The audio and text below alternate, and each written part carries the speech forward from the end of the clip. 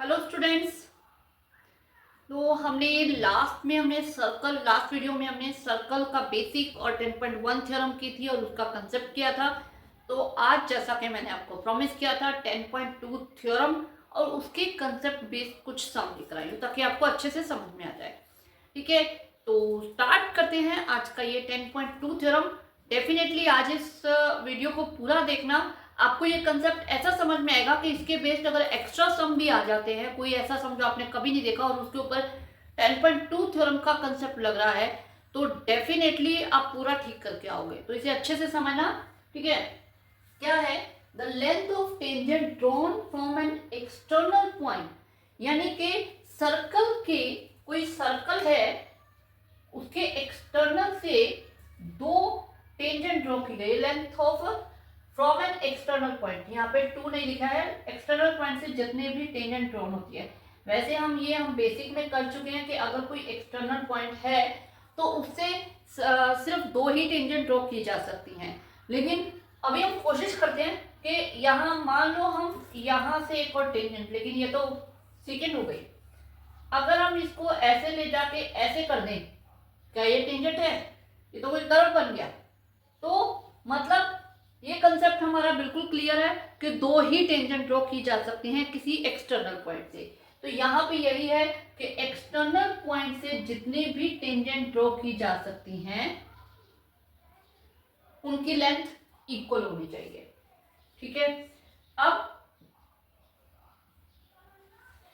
क्या है कि यहाँ पे उन्होंने क्या बोला है, यहाँ पे उन्होंने बोला कि अगर हम इस एक्सटर्नल पॉइंट से हमने ये दो टेंजेंट ड्रॉ की है, मान लो इधर एक और मैंने एक्सटर्नल पॉइंट ले लिया है और उससे भी दो टेंजेंट ड्रॉ कर दिया। ठीक है, तो हमें जो लेंथ की बात की गई है, ऐसा नहीं है कि अब कि पी ए इक्वल होगा क्यू ए के, ये नहीं है। पी ए इक्वल होगा पी बी से। मैं सिर्फ आपको ये समझाना चाह रही हूं कि यहाँ पे जो बोला गया है या फिर ये जो कंसेप्ट है कि एक्सटर्नल पॉइंट से खींची गई जो टेंजेंट्स है उनकी लेंथ इक्वल होती है, वो ये है कि सेम एक्सटर्नल पॉइंट से खींची गई लेंथ इक्वल होती है। ऐसा नहीं है कि दो अलग अलग एक्सटर्नल पॉइंट से खींची गई जो टेंजेंट्स होती है उनकी लेंथ इक्वल होगी, ये नहीं होगा। पी ए नॉट इक्वल होगा क्यू ए के। हो सकता है लेकिन ये कंसेप्ट नहीं है। ठीक है, किसी पर्टिकुलर सम में हो जाए नहीं कह सकते, लेकिन नहीं है कि, लेकिन ये कंसेप्ट 100% श्योर है कि एक सेम एक्सटर्नल पॉइंट से जो भी टेंजेंट्स खींची जाएंगी वो इक्वल होंगी लेंथ में। यहाँ पे सेम पॉइंट पे आ गए, लेकिन अगर मान लो ये आ गया,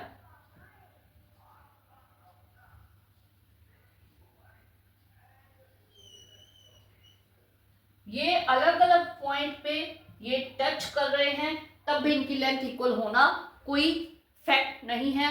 ये पर्टिकुलर सब में हो सकता है लेकिन फैक्ट नहीं है। इस थ्योरम में वो क्या कह रहे हैं, जो सेम एक्सटर्नल पॉइंट से हमने जो खींची गई है टेंजेंट्स वो इक्वल होंगे। ठीक है, और ये कंसेप्ट हमारा सर्कल चैप्टर की जो 10.2 एक्सरसाइजेस में मैक्सिमम सम्स में यूज होने वाला है। ठीक है, और आपके एक्स्ट्रा सम उनमें भी ये कंसेप्ट बहुत अच्छे से यूज होगा। तो इस कंसेप्ट को अच्छे से समझना है कि हम किन एक्सटर्नल पॉइंट से किन टेंजेंट्स की बात कर रहे हैं। ठीक है, सबसे पहला कंसेप्ट कि एक्सटर्नल पॉइंट से दो ही टेंजेंट ड्रॉ की जा सकती हैं, दो से ज्यादा टेंजेंट ड्रॉ नहीं की जा सकती। ये हमने बेसिक में भी किया था। क्लियर? ठीक है। दूसरा कंसेप्ट, सेम एक्सटर्नल पॉइंट से खींची गई टेंजेंट्स की लेंथ इक्वल होगी सेम एक्सटर्नल पॉइंट से। ठीक है, अलग अलग से नहीं।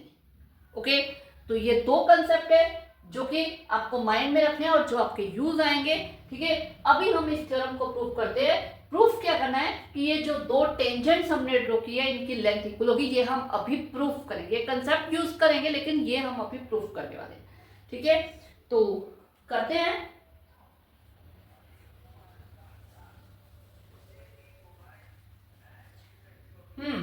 अब इसमें यानी कि हमारे पास टू प्रूफ क्या, पहले तो गिवन ले लेते हैं। गिवन हमारे पास है P A and P B are two tangents drawn from same external point P। Clear? To proof हमें करना है पी ए जो है वो इक्वल है पी बी के। अब हम यहाँ पे कुछ कंस्ट्रक्शंस करेंगे। क्यों करेंगे? देखो सिंपल सी बात है, जैसा कि हमने पहले ही किया है 10.1 थ्योरम में कि जो रेडियस है वो टेंजेंट के ऊपर परपेंडिकुलर होता है। तो मैं हमेशा ये ध्यान रखो, जब भी सर्कल का क्वेश्चन करने जा रहे हो, टेंजेंट आ गई है तो रेडियस उसके ऊपर बना के 90 डिग्री का एंगल बना ही लेना है कि वो कहीं ना कहीं यूज आ ही जाएगा। ठीक है, कि यहाँ पे मैंने सेंटर ले लिया और इस सेंटर से ये परपेंडिकुलर और ये परपेंडिकुलर हमें कर ही देना है, क्योंकि ये कहीं ना कहीं यूज आ ही जाएगा। मतलब सर्कल देखा, टेंजेंट देखी, ड्रॉ कर दो, दैट्स इट, वो आपके यूज आएगा ही आएगा। तो यहाँ पे भी हम कंस्ट्रक्शन यही करने वाले हैं, join O A and O B. ठीक है, और तीसरा एक और हम कंस्ट्रक्शन करेंगे, वो करेंगे हम ओ पी को ज्वाइन करना, ज्वाइन ओ पी। क्लियर? अब हम आ जाते हैं प्रूफ पे। प्रूफ में क्या है कि सबसे पहले तो क्या है कि यहाँ पे दो ट्रायंगल हमें दिख रहे हैं दो ट्रायंगल। कौन से ट्रायंगल दिख रहे हैं? P A O, P B O दिख रहे हैं ये दो ट्रायंगल। तो हम इन दोनों ट्रायंगल्स को ले लेते हैं। ठीक है, in triangle P A O and triangle P B O. Ma'am अब ये ट्रायंगल तो ले लिया, अब इनका करना क्या है? ट्रायंगल लेके क्या करते हैं? अभी तक हमने 9th और 10th में मैक्सिमम ट्रायंगल्स के साथ क्या किया है? कॉन्ग्रेट किया, वही करेंगे हम। तो चलो करते हैं। देखो आपको ये लाइन दिख रही है, ओपी दिख रही है, दिख रही है ना? ये ऊपर वाले ट्रायंगल में भी आ रही है और नीचे वाले में भी आ रही है। अब ऐसा तो है नहीं दूसरे ट्रायंगल में जाएगी तो लेंथ अलग हो जाएगी, तो ये क्या हो गई? सेम लेंथ की होगी। तो ये है दोनों में कॉमन, हो गया। ठीक है, अब उसके बाद जो कि हमारा सर्कल चैप्टर स्टार्ट करते ही मैंने क्या बोला? सर्कल देखो, टेंजेंट देखो, तो क्या बन जाएगा? Radius perpendicular. तो वो परपेंडिकुलर 90 डिग्री इस ट्रायंगल में भी बन रहा है, इस ट्रायंगल में भी बन रहा है। तो ले लेते angle O A P equal है एंगल ओ बी पी। यहां पे आपकी आएगी 10.1 थ्योरम। ठीक है, उसकी स्टेटमेंट आ जाएगी कि जो टेंजेंट है वो रेडियस के ऊपर परपेंडिकुलर होती है at the point of contact. ठीक है, उसके बाद ये ओ ए और ओ बी क्या है सर्कल के? क्या है? बिल्कुल सही जवाब, ये दोनों सर्कल के रेडियस है। सेंटर से किसी एक पॉइंट के ऊपर जा रहे हैं, दोनों रेडियस है और रेडियस ऑलवेज इक्वल होता है। तो आ जाएगा ओ ए इक्वल है ओ बी के both radius of same circle. ठीक है, ये आ गया। अब ये दोनों ट्रायंगल, तीन चीजें हो गई है, तो दोनों ट्रायंगल जो हैं पी ए ओ कॉन्ग्रुएंट हो गया ट्रायंगल पी बी ओ के। कौन सी प्रॉपर्टी से? ये हो गया है आर एच एस रूल, है ना? आर एच एस रूल, ये आया होगा। आर एच एस रूल कब लगा? दिखाते हो भाई, हो ना? फिर ये एंगल क्या है? राइट एंगल, यानी ये बन गया आर।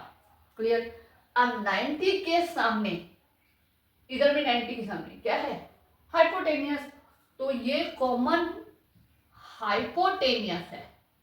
ठीक है, तो ये बन गया आपका H। अब तीसरी बची साइड, तो ये जो हमने किया है ये इस ट्रायंगल की साइड है, तो ये हो गया S, बन गया RHS रूल। तो RHS रूल से ये ट्रायंगल कॉन्ग्रुएंट हो गया। क्लियर हुआ? ट्रायंगल कॉन्ग्रुएंट हो गया तो क्या होता है? तो सीपीसीटी आता है। ये तो बच्चों को ऐसे होता है, बड़ा मजेदार लगता है सीपीसीटी। मतलब सीपीसीटी लिया, सब कुछ इक्वल कर दिया और काम खत्म। और यही चीज यहाँ होने वाली है। सीपीसीटी क्या हो जाएगा जो हमें प्रूफ करना है? P A equal to P B. तो हेंस प्रूव्ड। Theorem complete. ठीक है, लेकिन इसके साथ वीडियो कंप्लीट नहीं हुआ, थ्योरम कंप्लीट हुई है। ठीक है, तो यहाँ पे हमारी थ्योरम तो कंप्लीट होती है, लेकिन लेकिन लेकिन हम इसमें कुछ और कंसेप्ट भी प्रूफ कर लेंगे, क्योंकि हमें सीपीसीटी मिल गया तो उसका फायदा उठाएंगे ना। सब बच्चे उठाते हैं, पता ना, सीपीसीटी का तो सब फायदा उठाते हैं, तो यहाँ भी हम कर लेते हैं। देखो, जब दो ट्रायंगल कॉन्ग्रेट हो जाते हैं, ये हमने 9th में समझा है, जब दो ट्रायंगल कॉन्ग्रेट हो जाते हैं तो उनके बाकी जितने भी पार्ट होते हैं वो सारे इक्वल होते हैं, मतलब सारी एक तो कॉरस्पॉन्डिंग साइड इक्वल हो जाती है आपस में, सारे कॉरस्पॉन्डिंग एंगल इक्वल हो जाते हैं। तो यही कंसेप्ट अभी हम यूज करेंगे और इसका आगे आपको क्वेश्चंस में यूज आने वाला है। ठीक है, मतलब आप इसे कह सकते हो एक्सटेंडेड, मतलब एक्सटेंडेड थ्योरम। ये थ्योरम यहाँ पे प्रूव होगी, लेकिन इसका एक्सटेंडेड पार्ट हम कर रहे हैं कि इससे हमें और भी कई प्रूफ मिल रहे हैं कि अगर ये दोनों ट्रायंगल कॉन्ग्रुएंट हो गए तो सबसे पहले हम तीनों साइड देखते हैं। देखो, ये वाली साइड इक्वल हमने ले ली, ये वाली साइड इक्वल हमने ले ली, थर्ड साइड इक्वल ये हमने सीपीसीटी से ले ली, खत्म कहानी। ये एंगल इक्वल हमने ले लिया, बाकी बचे दो एंगल, यानी कि ये वाला इसके इक्वल। तो ये एंगल जो है, एंगल 1 जो है एंगल 2 के इक्वल होगा, और एंगल 3 जो है एंगल 4 के इक्वल होगा। बाकी के दो पार्ट आ गए ना ये। ठीक है, अब ये कंसेप्ट हमारा आगे क्वेश्चंस में यूज होने वाला है। तो बाय सीपीसीटी हमारे पास ये चीज हो जाती है, एंगल 1 जो है एंगल 2 के इक्वल है, और एंगल 3 जो है एंगल 4 के इक्वल है। और ये जो कंसेप्ट है ये आपकी बुक में कैसे दे रखा है कि जो अगर किसी एक्सटर्नल पॉइंट से दो टेंजेंट्स को हम ड्रॉ करते हैं तो उस एक्सटर्नल पॉइंट और सेंटर को ज्वाइन करने वाली जो लाइन है, एक्सटर्नल पॉइंट और सेंटर को ज्वाइन करने वाली लाइन, यानी कि पीओ जो है, वो जो एंगल सबटेंड होता है between two tangents and at the centre is bisect this two angle. ठीक है, तो ये लाइन ये दो टेंजेंट्स के बीच में, मतलब अगर मैं यहाँ पे ऐसे बना लूं, दो टेंजेंट्स के बीच में जो एंगल बनता है इसे बाइसेक्ट करते हैं, और जो सेंटर के ऊपर एंगल बनता है उसे बाइसेक्ट करते हैं। ये आपको बुक में दे रखा है, और ये कंसेप्ट आप यूज करने वाले हो आगे बहुत सारे सम्स के अंदर। क्या कंसेप्ट? अगेन, जो टेंजेंट्स, जो एक्सटर्नल पॉइंट से दो टेंजेंट्स ड्रॉ की गई हैं, वो एक्सटर्नल पॉइंट और सेंटर को ज्वाइन करने वाली जो लाइन है, वो जो एंगल सबटेंड होता है दो टेंजेंट्स के बीच में और सेंटर के ऊपर, उसको बाइसेक्ट करती है। ठीक है, इन शॉर्ट, एंगल 1 एंगल 2 के इक्वल, एंगल 3 एंगल 4 के इक्वल। पीओ बाइसेक्ट कर रही है, ये पी के ऊपर जो एंगल बन रहा है और ओ के ऊपर जो एंगल बन रहा है। ठीक है, क्लियर? अब ये कंसेप्ट हम आगे यूज करने वाले हैं। अब इसके बाद हम क्या करने वाले हैं, मैं आपको करवाने वाली हूँ एक्सरसाइज के एक दो सम, जो कि थ्योरम 2 जो है हमारी की है 10.2 थ्योरम, यानी एक्सटर्नल पॉइंट से इनकी लेंथ इक्वल होती है, इसका यूज करके जो हम सम कर सकते हैं वो कंसेप्ट, ताकि आपको ये कंसेप्ट आपके माइंड में बैठ जाए कि इसको हमें कैसे यूज करना है सम्स के अंदर। ठीक है, तो वो सम मैं करवाने वाली हूँ, करते हैं। तो ये सम जो है एक सीबीएसई 2014 में आया था, ये आपकी बुक का सम नहीं है। हाँ, मैं इसके बाद आपको एक आपकी बुक का जो 8th सम है 10.2 का, वो भी करवाने वाली हूँ। ठीक है, ये सम भी पूरा का पूरा आपका 10.2 थ्योरम के कंसेप्ट के बेस्ड है। तो ये आपको 2014 में आया था। देखने में सम बड़ा वैसा लगता है कि कैसे होगा, लेकिन सीरियसली 10.2 थ्योरम का कंसेप्ट लगा के ऐसे मतलब बहुत इजीली होने वाला है। ठीक है, तो अब आप देखो यहाँ पे क्या दे रखा है, in figure XP and XQ are two tangent, XP and XQ are two tangent। अगर हम इस वाली चीज को हटा दें, XP and XQ same external point से हो गई, तो हमने 10.2 थ्योरम में क्या अभी पढ़ा है कि सेम एक्सटर्नल पॉइंट से अगर दो टेंजेंट लेते हैं तो उनकी लेंथ इक्वल होती है। तो उसके हिसाब से हमने यहाँ पे ये देखा।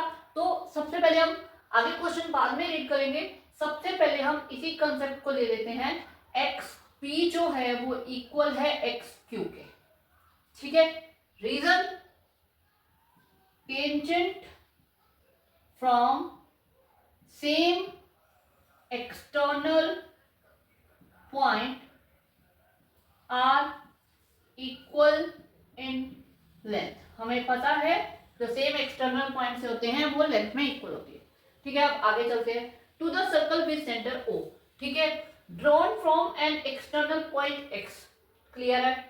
ए R B is another tangent, A R B जो आप देख रहे हो ये एक और टेंजेंट है जो कि टच कर रही है आर पे, ठीक है। तो आप देख सकते हो ये आपको एक टेंजेंट मिल रही है जो कि आर पे टच कर रही है। तो आपको ये प्रूव करना है, यानी कि हम यहाँ पे टू प्रूफ जो है वो हमारा आ जाएगा X A plus A R equal X B plus B R, ये हमारा टू प्रूफ है। और गिवन में हम लिख लेंगे कि दो टेंजेंट्स हैं, ठीक है। तो अब लग रहा होगा इसको कैसे करें। अब एक और चीज बता दूं, ये तो हमने अलग से ले लिया, अब हम क्या करते हैं, ये ए आर बी इसको हम थोड़ा अलग से लेते हैं, ये ए, ये बी, ये आर, ये टेंजेंट है। अब ए से आप देख सकते हो यहां पे ये भी जा रही है, ऐसे टच करती हूं, 2 मिनट,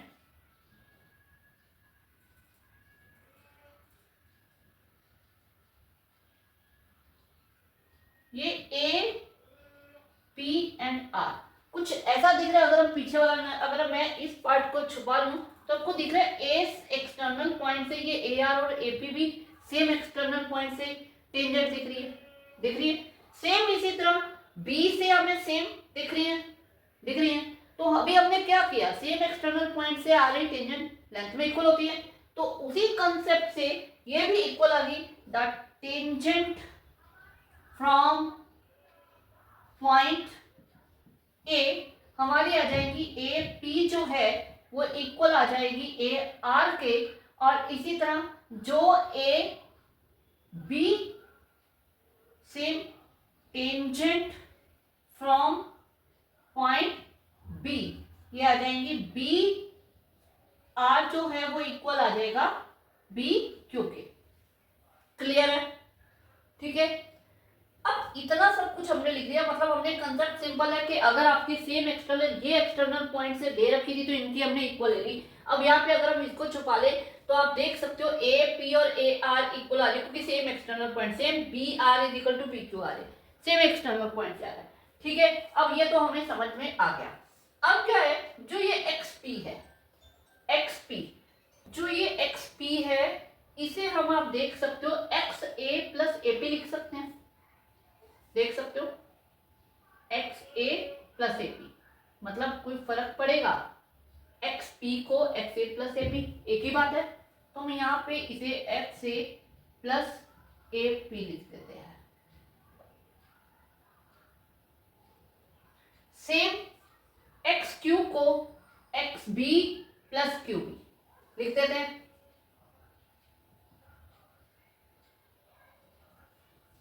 ठीक है, लिख दिया।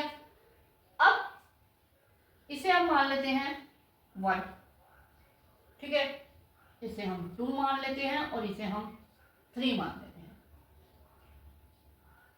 1 में हमारे पास क्या है, X A plus A P जो है वो इक्वल है X B plus B Q, ये है हमारे पास, ठीक है।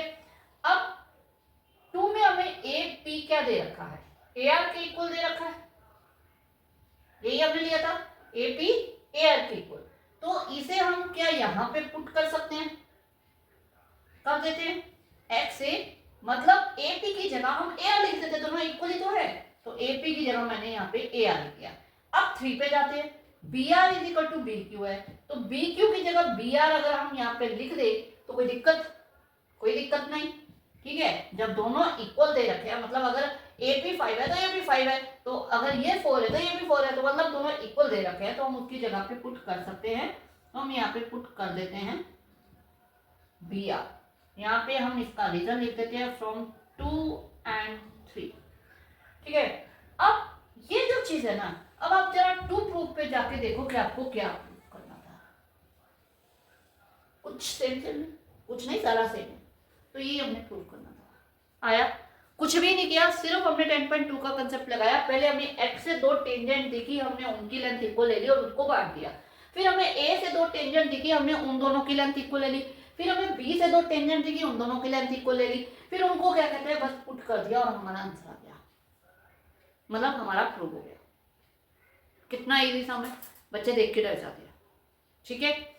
तो इसके बाद अब आपकी एनसीईआरटी के एक सम मैं करवाने वाली हूँ, वो भी सेम इसी कंसेप्ट के ऊपर। चलते हैं आगे। तो ये मैंने लिया है 10.2 एक्सरसाइज का 8th सम।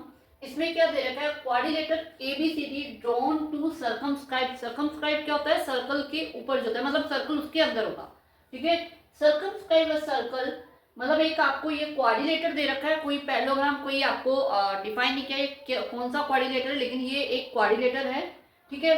सर्कमस्क्राइब सर्कल है, सर्कल के ऊपर बना हुआ है। Prove that AB plus CD is equal to AD plus BC, हमें ये प्रूफ करना है, ठीक है। तो अब हम स्टार्ट करते हैं। बिल्कुल इसके ऊपर वही 10.2 का कंसेप्ट लगना है और कुछ भी नहीं लगना, जैसा अभी लास्ट क्वेश्चन किया था सेम ऐसे ही हमने इसे करना है। ये नीचे मत देखना इसको, इसके बाद में आपको ये क्वेश्चन करवाने वाली हूँ इसी बेस्ड, ठीक है। तो अब इसमें क्या आ जाएगा, देखो हमें पता है 10.2 थ्योरम क्या कहती है, tangent from same external point are equal in length. ये आ गया हमारे पास कि सेम एक्स बने हैं। तो सिंपल देखो आपको दिख रहा है कि ये ए से दो टेंजेंट जा रही हैं, ए एक्सटर्नल पॉइंट से, देख रहे हो दिस एंड दिस। तो ये सेम एक्सटर्नल पॉइंट से, तो इनकी लेंथ इक्वल होगी। सेम इसी तरह ये बी से बीपी और बीक्यू जा रहे हैं, इनकी लेंथ इक्वल होगी। तो हमें जब दिख रहा है कि सेम एक्सटर्नल पॉइंट से दो टेंजेंट जा रही है, उनकी लेंथ इक्वल है, तो हम डेफिनेटली इसको हम लिखेंगे, मतलब सबसे पहले हमें यही ले लेना है। तो the tangent from point A point से जो टेंजेंट जा रही है ए पी इक्वल आ जाएगा ए एस के। इसे हम 1 मान लेते हैं। Same tangent from point B point से, अब बी पॉइंट से बीपी एंड बीक्यू, अब इसे हम 2 मान लेते हैं। इसी तरह अब चलते हैं सी पॉइंट पे। सी पॉइंट पे भी सी क्यू और सी आर दोनों सेम पॉइंट से, सेम एक्सटर्नल पॉइंट से टेंजेंट है, तो इनकी लेंथ भी इक्वल होगी। The tangents from point C, ठीक है। तो ये आपका आ जाएगा C R is equal to C Q, ये आ गया। अब इसी तरह जब हम डी पॉइंट की तरफ देख रहे हैं तो इससे भी हमें दो टेंजेंट जाती हुई नजर आ रही हैं, तो इनका भी हम इक्वल ले लेते हैं। The tangents from point D, अब डी पॉइंट से टेंजेंट डी आर और डी एस जा रही हैं, तो ये आ जाएंगे D R equal to D S. इसे हमने 4 मान लिया, आ गया। अच्छा लग रहा है, बड़ा सारी एक जैसी लाइन में आ रही है, ठीक है। तो अभी इनको अभी करना क्या है, क्योंकि हमें तो A B C D A D B C चाहिए था, लेकिन यहाँ तो कुछ और आ गया। तो अब हमें इन्हें करना क्या है, हम इन्हें करेंगे ऐड, ठीक है। एडिंग 1 2 3 एंड 4, चारों को ऐड कर देते हैं, ठीक है। और जब हम इस टाइप से इक्वेशंस को ऐड करते हैं तो लेफ्ट को लेफ्ट में जोड़ते हैं और राइट को राइट में जोड़ते हैं, ठीक है। तो A P plus PB plus BP, ठीक है।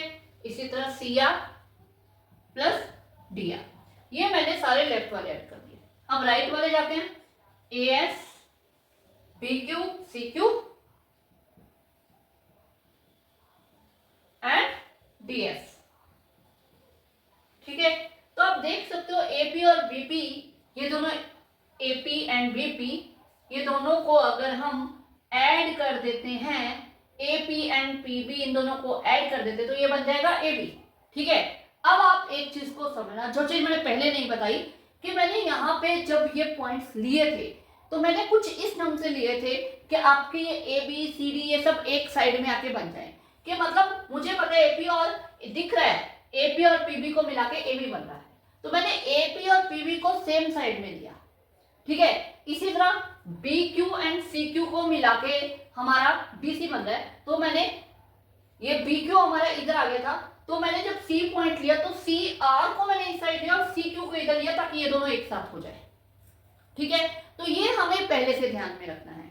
तो अब हम देखते हैं, देखो AP एंड BP ये मिला के हमारे पास बन जाएगा AB। इसी तरह CR and DR, CR and DR, CR and DR क्या बन गया? CD बन गया। ठीक है, तो ये आ जाएगा CD। वो CD नहीं बना जो CD चलाते, वो नहीं बना, ये दूसरा CD, ये वाला लाइन वाला CD। ठीक है अब इसमें BQ and CQ, BQ and CQ क्या बन गया? BC बन गया। ठीक है, तो हमारा जो AS है इसके साथ हम BS को यहाँ पे एक साथ में ले आते हैं, तो ये हमारा BC बन गया। और नेक्स्ट स्टेप में ये भी हमारा AD बन गया, क्योंकि AS एंड DS AD। ठीक है, तो ये आप देख सकते हो जो हमें प्रूफ करना था वो हमारा हो गया AB plus CD AD plus BC। Clear, hence proved. ठीक है, कुछ नहीं किया, वही 10.2 का कंसेप्ट लगाया। सेम एक्सटर्नल पॉइंट से लेंथ जो टेंजेंट होती है उनकी लेंथ इक्वल होती है, तो मैंने अलग अलग पॉइंट से इनको इक्वल ले लिया और ऐड कर दिया। बस ध्यान रखा, इक्वल लेते वक्त ये ध्यान रखा कि जो अगर AB बन रही है तो AP और PB सेम साइड में है, ताकि इनको ऐड करके AB बन जाए। That's it. ठीक है, क्लियर। ऐसा ही एक क्वेश्चन और है 11 सम आपके, उसमें क्या दे रखा है, उसमें proof that a parallelogram circle is a rhombus, कि एक सर्कल के सर्कमस्क्राइब जो ऊपर बन रहा है एक क्वाड्रिलेटरल, वो पैरेललोग्राम है, ये हमें गिवन है, लेकिन उसे रोम्बस हमें प्रूफ करना है। ठीक है, तो ये सम आपका हो गया, ये क्लियर है। ठीक है, तो हम आगे मैं आपको बताऊं कि अगर हम मान लो इसको हम हटा देते हैं,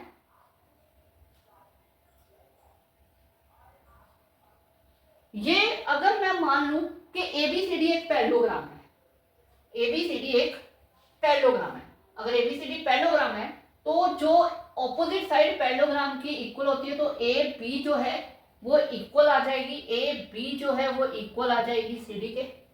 क्लियर है, और BC जो है वो इक्वल आ जाएगी AD के। क्यों आएगी, क्यों आएगी, क्यों आएगी? भाई सिंपल बात है, पैरेललोग्राम की ऑपोजिट साइड है, ये तो हमने पढ़ा है ना। ठीक है, तो क्यों आ जाएगी? Opposite sides of parallelogram. ठीक है, अब अगर ये ABCD पैरेललोग्राम है तो इसमें भी कंसेप्ट 10.2 का तो सेम लगेगा कि एक्सटर्नल पॉइंट से अगर दो टेंजेंट है तो वो लेंथ में इक्वल होती है। तो ये बना लिया, सर्कमस्क्राइब दे रखा है, मतलब वो जो उसके चारों साइड है उसको टच कर रहा है सर्कल, ये तो हमें पता है। अगर चारों साइड को टच कर रहा है तो डेफिनेटली जो चारों हमारे इसके वर्टिसेस होंगे वो टेंजेंट्स बनाएंगे, तो उनकी लेंथ इक्वल होगी। तो उसी टाइप से हमने इसको हमने एक पैरेललोग्राम ले लिया। अगर ये पैरेललोग्राम है, ये इस तरह से टच कर रहा है, तो A से जो टेंजेंट आ रही है उनकी लेंथ इक्वल होगी, तो मैंने वो ले ली। इसी तरह B से जो टेंजेंट है उनकी लेंथ इक्वल होगी। तो सेम टू सेम ये प्रोसीजर हमें सारा का सारा इस क्वेश्चन में, इसके बाद यही करना है। ये कर लिया हमने, ऐड कर दिया, ये आ गया, लेकिन इसके बाद ये हेंस प्रूफ नहीं हुआ। हमारे पास ये आ गया AB प्लस CD इक्वल है AD प्लस BC के, लेकिन लेकिन लेकिन क्योंकि ये हमें पैरेललोग्राम दे रखा है, ऑपोजिट साइड इक्वल है,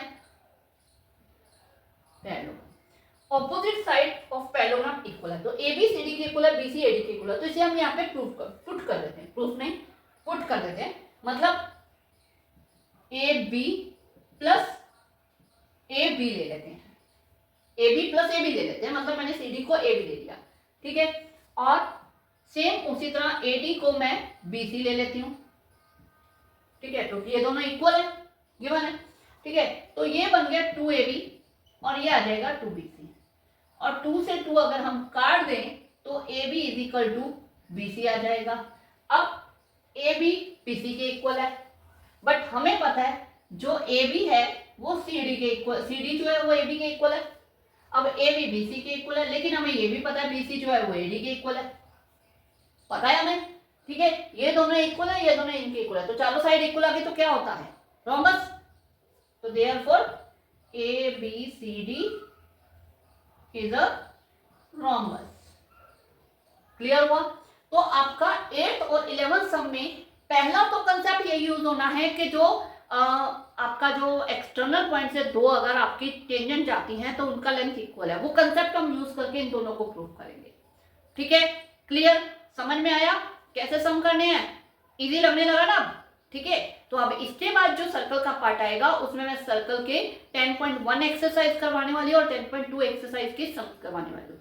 ठीक है, हाँ, और वो दो सेकंड और थर्ड एग्जांपल भी मैं समझाने वाली हूँ। मुझे पता है बच्चों को बहुत टफ लगती है वो एग्जांपल, तो वो भी मैं बिल्कुल इजी वे में समझाने वाली हूँ, तो जरूर उसे देखिएगा। ओके।